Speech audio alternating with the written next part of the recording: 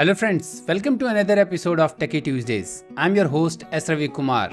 Techie Tuesdays is a weekly show where I answer your tech and career related queries. So if you like my answers, then please hit that like button, subscribe to my channel and share this video with your friends, family and colleagues. Now let's get started with today's questions.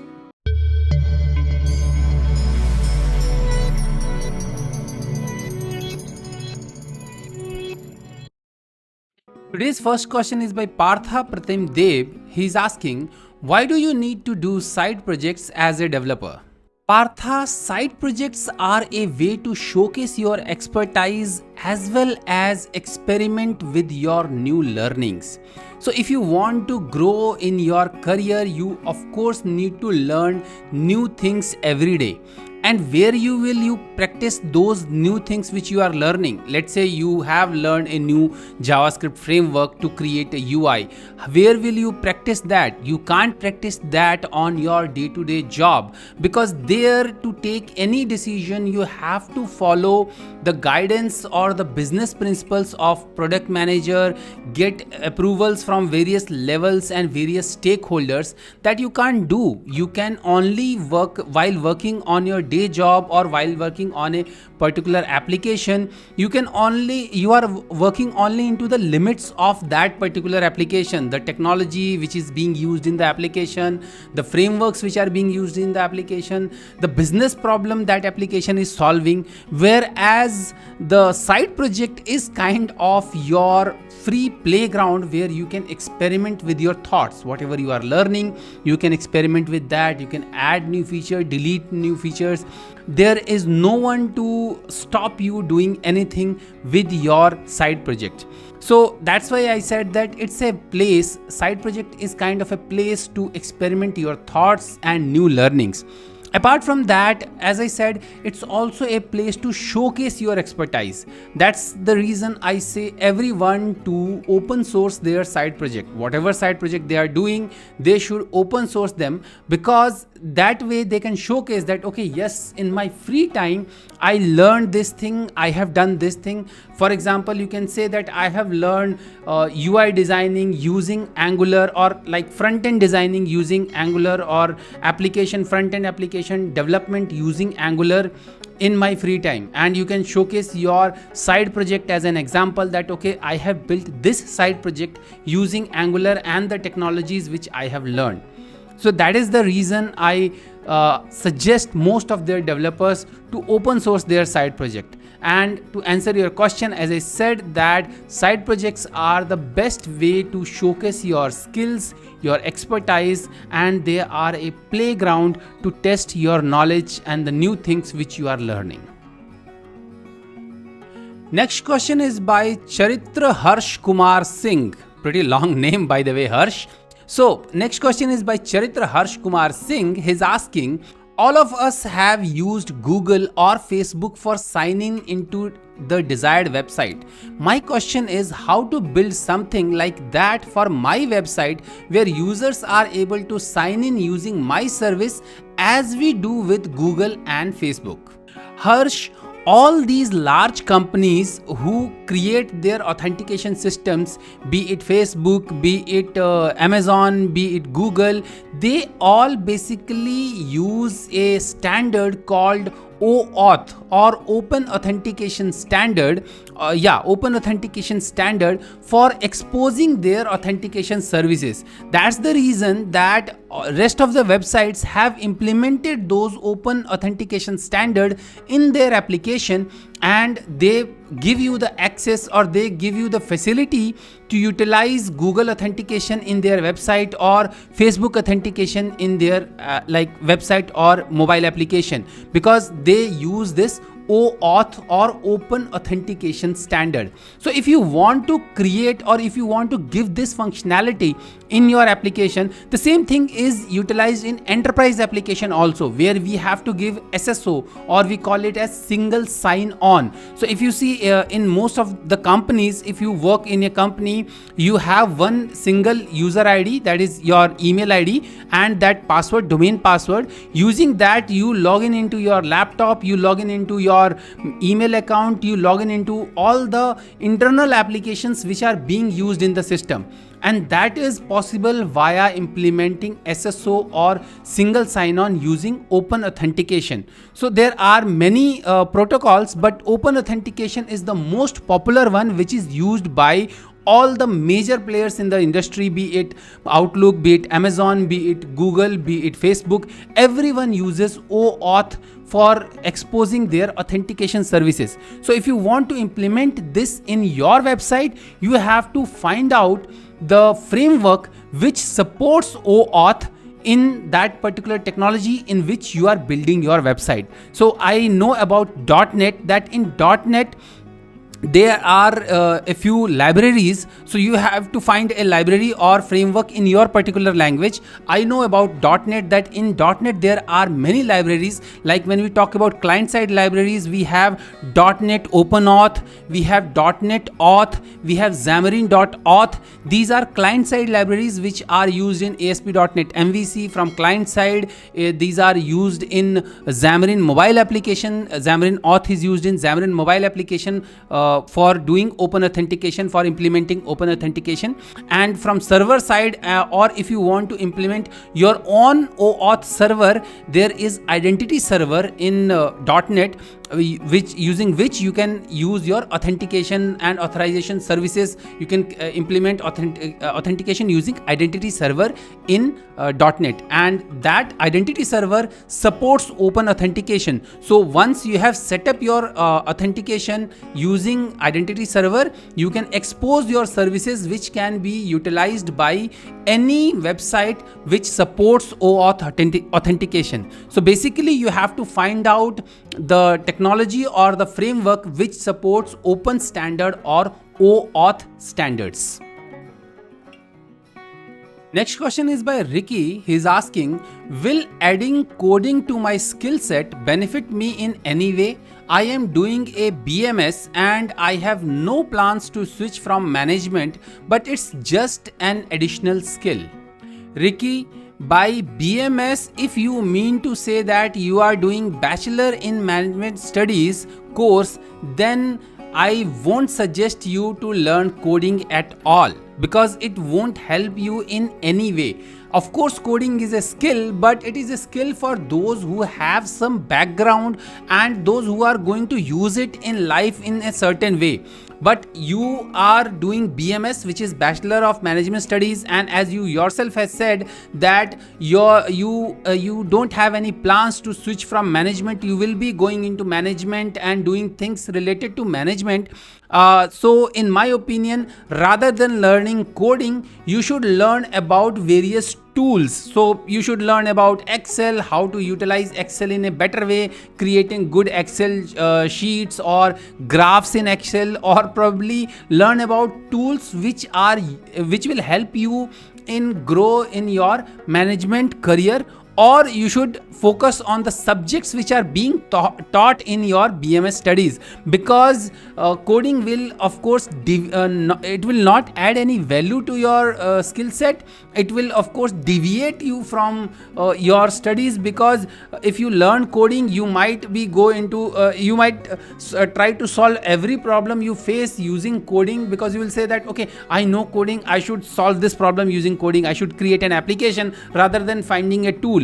So you will be wasting more time rather than saving some time using any tool or anything to do a particular task rather than developing it yourself. So in my opinion, you shouldn't go for coding at all. It won't be an addition to your skill, rather it will deviate you from your goals. Better learn about tools which are useful for your particular domain or your particular learning which you are doing, that is BMS. So you should I think Excel and PowerPoint are very good tools, because as a manager or as a management trainee, you have to give presentations everywhere, here and there. So you should know about how to create good PPTs or presentations, and you should know about how to create good Excel charts and all those things. So learn about Excel and PowerPoint apart from your BMS, rather than learning coding. You should learn about Excel, PowerPoint or other tools, or focus on the domain in which you are planning to do your specialization specialization. So after BMS, I assume that you will be doing an MBA, or you are planning to do an MBA. So focus on the specialization in which you will be doing MBA rather than learning coding, because it won't be helpful for you at all. Next question is from Ankita. She's asking, can we switch to another technology anytime after getting experience of 2-3 years? Can we switch to another technology? Ankita, technically, yes, of course, you can switch your technology after 2-3 years, but it is not advisable, because unless and until your company is not sponsoring it. So sometimes it happens that you are working in a company and you are working on a particular technology from last 2-3 years, but since you are at a junior role and company doesn't have work in that technology, they will ask you that, okay, instead of learning this technology, now you learn this technology as we have work on this technology. So they will train you in that technology. They will even reimburse your any training or certification you do in that technology, and then they put you on a project in that particular technology.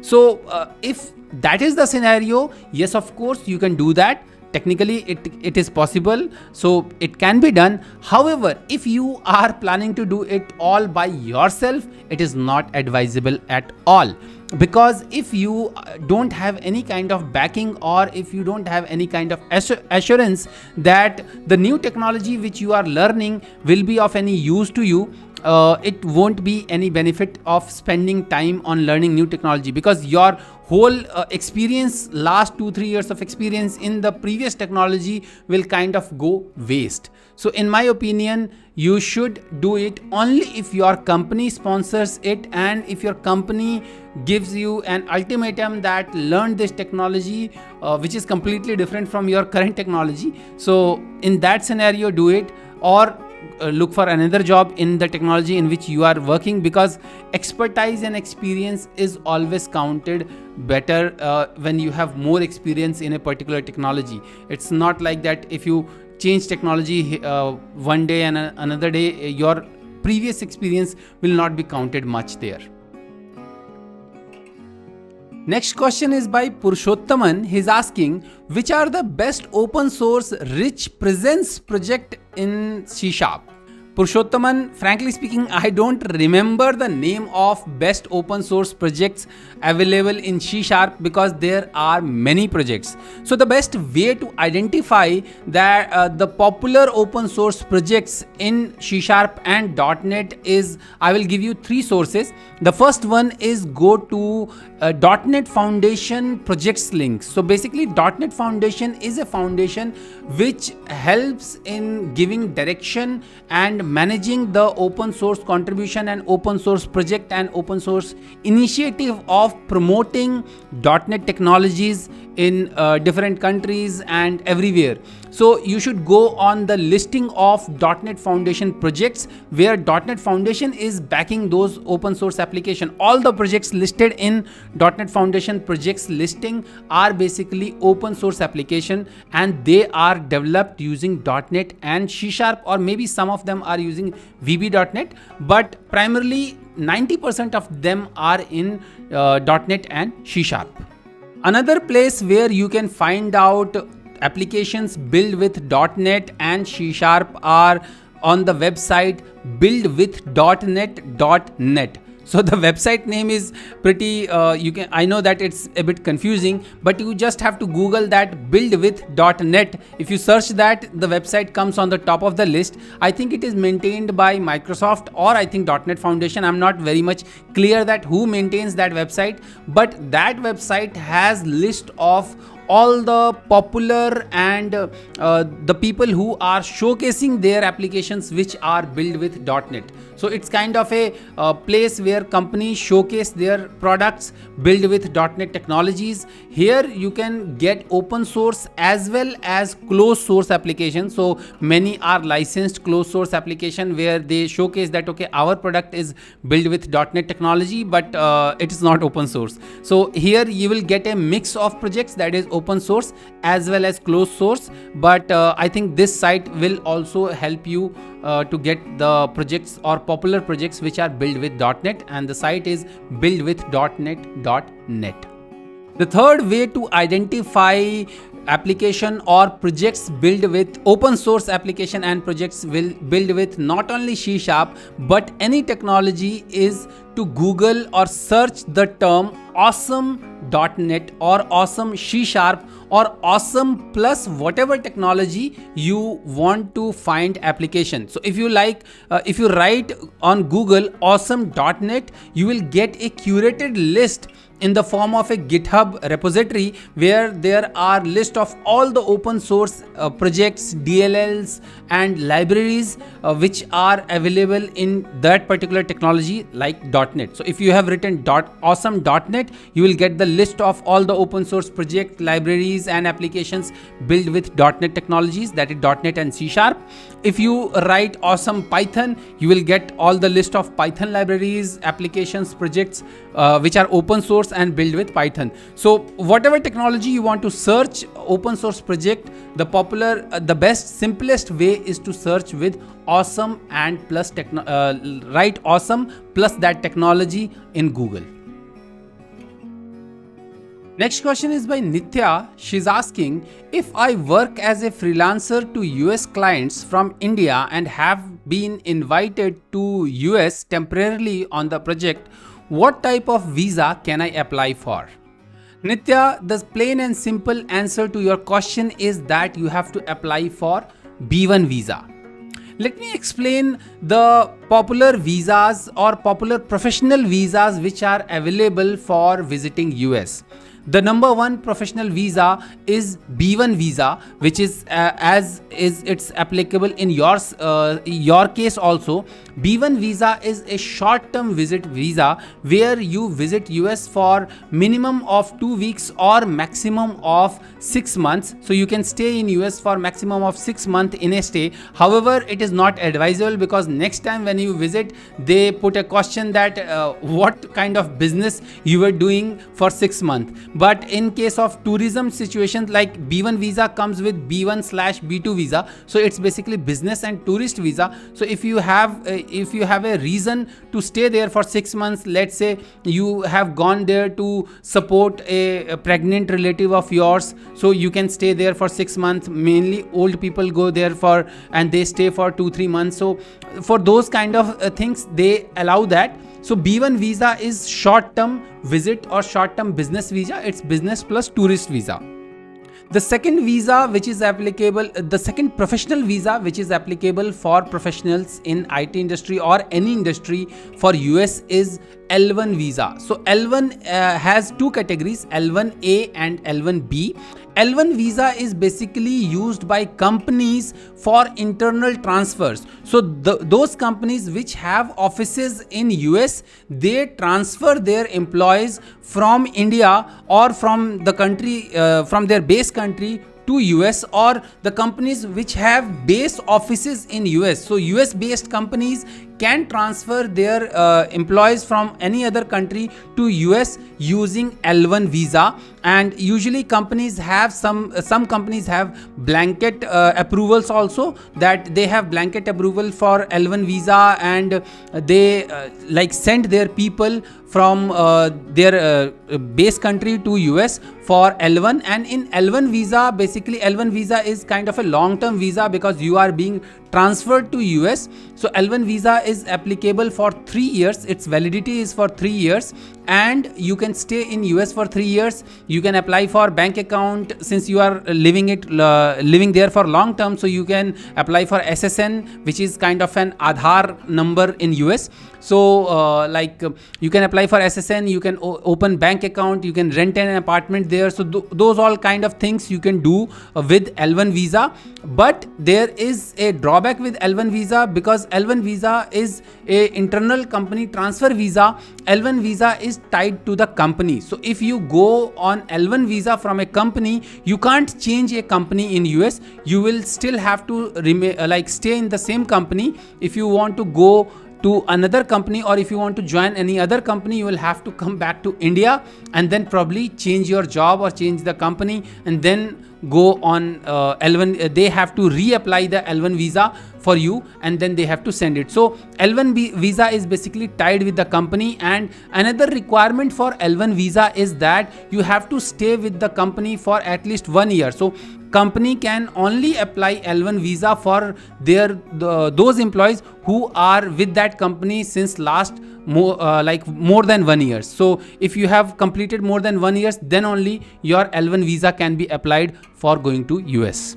Also, as I said that L1 has two categories. Not only L1, the other visa also has two categories, that is L1A and L1B. L1A is for managers and people who have master's degrees and more than 10 or 12 years of experience in a particular skill or specialization. So that kind of person gets L1A visa, and if you have L1A visa, your company can also apply for your green card. Green card is kind of, you can say that long-term visa. You have to basically search the benefits of green card, but it's like it's not a visa, it's kind of something which is you get before permanent residency. So using green card, you can, I don't know what all you can do. You can even buy house there in US. But L1 using, if you have L1A visa, your company can apply L1 green card within 6 months, because you will be kind of a special person.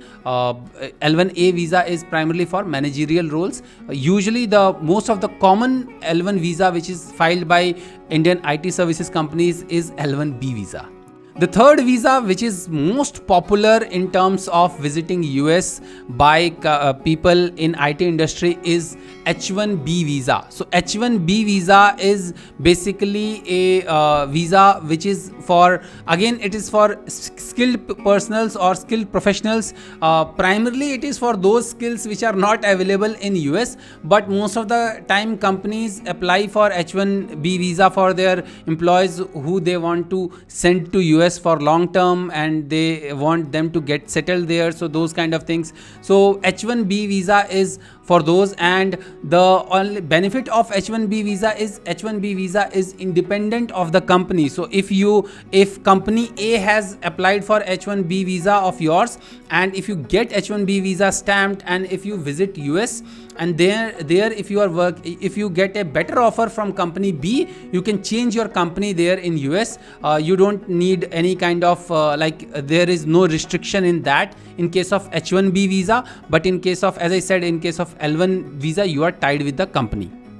Just like L1 visa, the validity of H1B visa is also for 3 years, which can be extended up to 6 years. But after that, you have to come back to India and then or your base country, and you have to get that stamped again. And just like L1 visa, there is also an H1A visa, but that is given to special people who are kind of very unique in their capabilities, like you can say people who are celebrities or some special people. They usually get those kind of visas. I haven't seen any IT professional getting H1A visa. Usually most of the IT professional go on H1B visa or L1B, or L1A visa is also common. Experienced professionals go with L1A visa also. So L1A, L1B and H1B are the popular long-term visas, and B1, B2 is the popular or the only short-term visa for visiting US. So these were my answers to your tech and career related queries in this episode of Techie Tuesdays. If you like your questions to be featured in next episode of Techie Tuesdays, you can DM me your questions on any social media platform. All my social media handles are Techie Rathor. I hope you like my answers, and if you like my answers, then please hit that like button, subscribe to my channel and share this video with your friends, family and colleagues. So until my next video, take care. Bye bye.